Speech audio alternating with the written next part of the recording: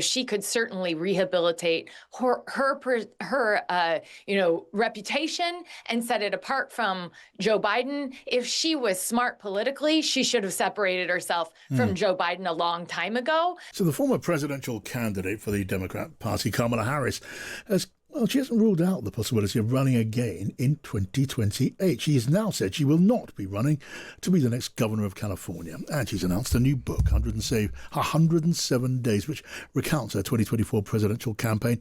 It's the shortest in modern history. And here she is launching it. In writing this book, one truth kept coming back to me. Sometimes the fight takes a while, but I remain full of hope, and I remain clear-eyed. I will never stop fighting to make our country reflect the very best of its ideals, always on behalf of the people.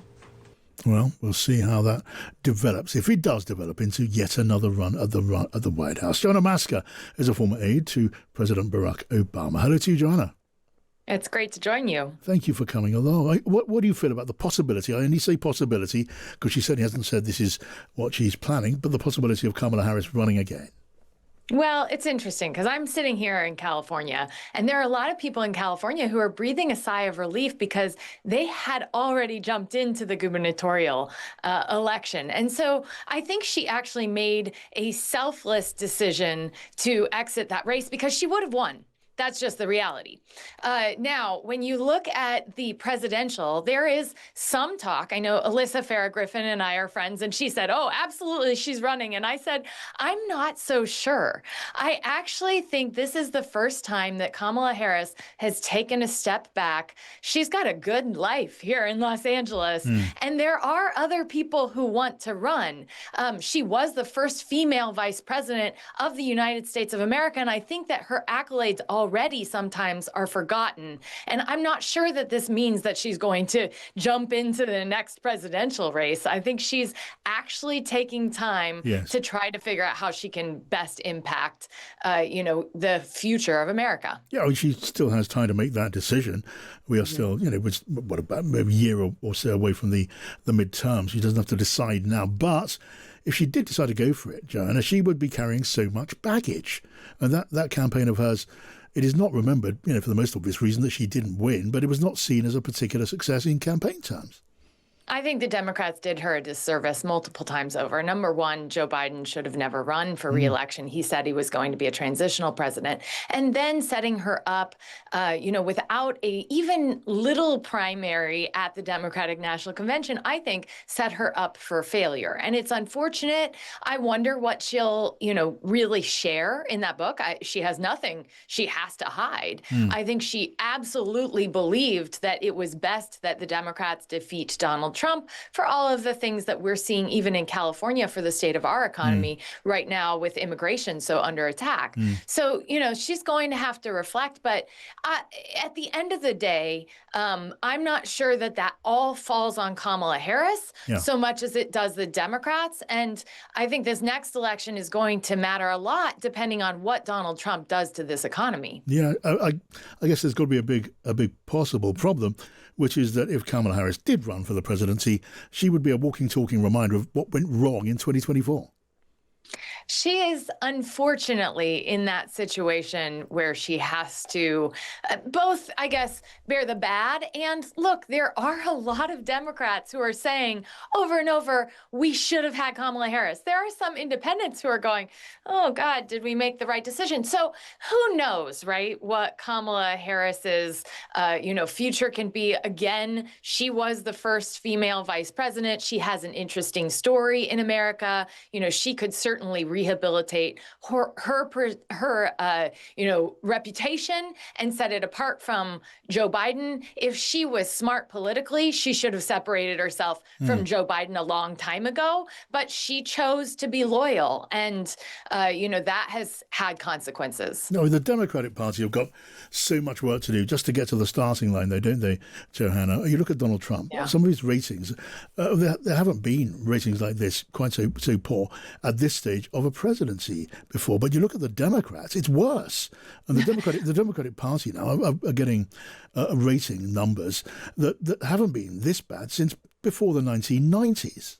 Oh, you're right. And look, I'm a Democrat and I'm frustrated as a Democrat. I just wrote this week, all this talk about Epstein. There are now Democrats who are saying, oh, we need to talk about Epstein, Epstein, Epstein. And the problem with that is we're not talking about healthcare and the real crisis in America that we still don't have a single payer system, the fact that it's more costly, what we're doing right now. There are people who rooted for Luigi Mangione who killed someone. So there are real issues that Democrats need to confront, including healthcare. And right now, we're talking about Jeffrey Epstein and, whether there are burn bags that Kash Patel found.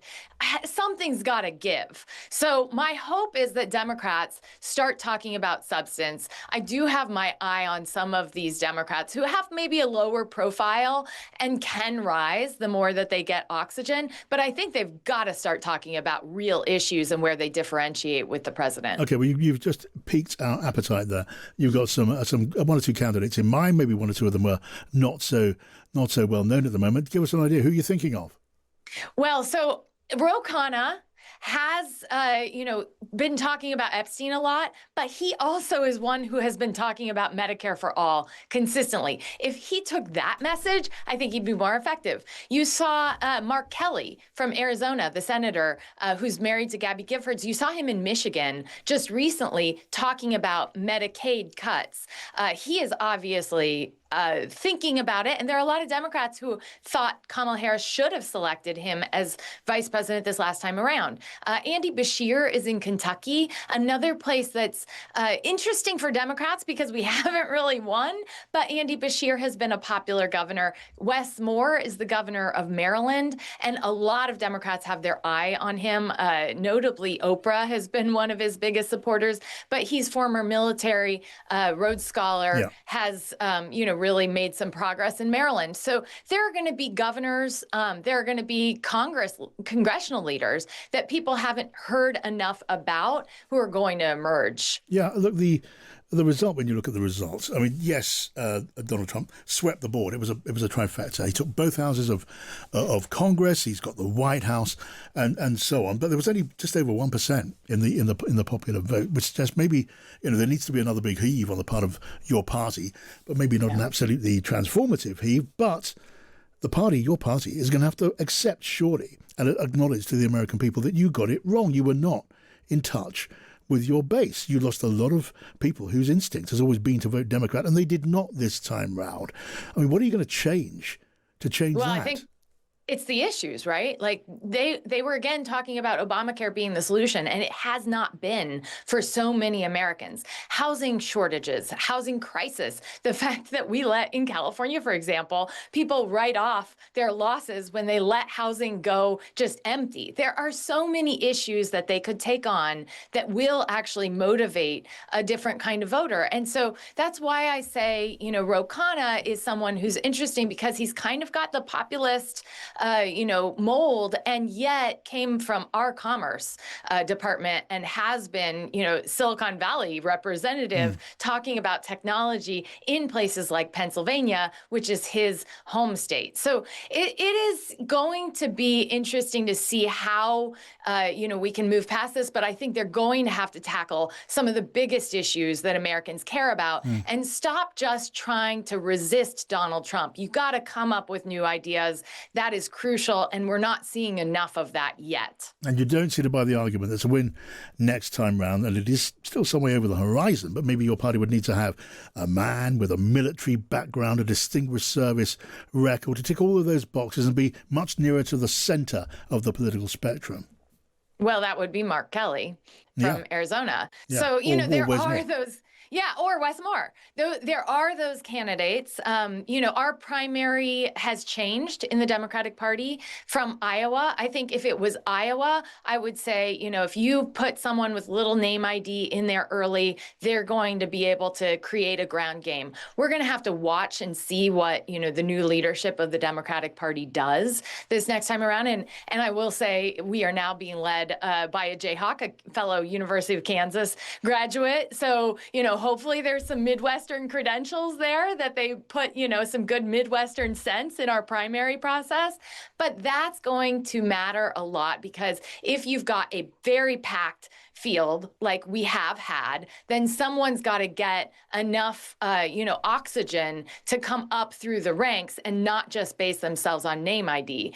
And that's going to be a real challenge, depending on the primary process itself. What do you say about the way Donald Trump is simply changing America, changing all of the things that we used to consider norms? They are norms no longer. Will America ever be the same place again? See, I disagree with that assessment. I actually know some of the people who voted for Obama and then voted for Trump. And I think there's a desperation in America, especially because of the widening wealth gap, that people want a government that's going to work for them. And maybe it's that Democrats haven't taken on the establishment more. And you see Pete Buttigieg kind of saying some things like that. And there's, an appetite to really shake some things up. That's not necessarily new, though. I mean, that's why they voted for Obama, who was outside of the box. That's why they voted for Bill Clinton, who was outside of the box. I mean, we've been voting for outside of the box candidates for some time. I think we are facing new challenges in America.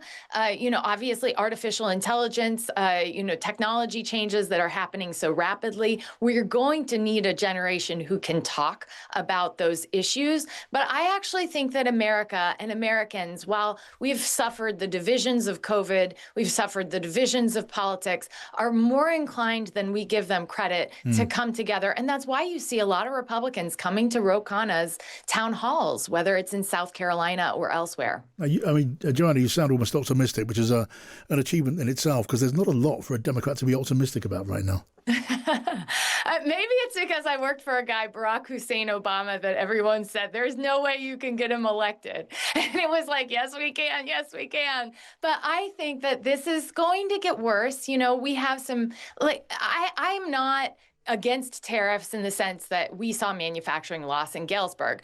But right now, what we're seeing in economic forecasting and some of the worries that you see in California with immigration raids on our farms, there are some real economic worries ahead. If Donald Trump keeps the economy going, upward, I think the Republicans have a real chance to stay in power. But otherwise, I think you're going to see this get a lot worse with immigration and then potentially get a lot better because we could actually enact immigration reform, which is desperately overdue in this country. All right, Johanna Maska, former aide to Barack Obama.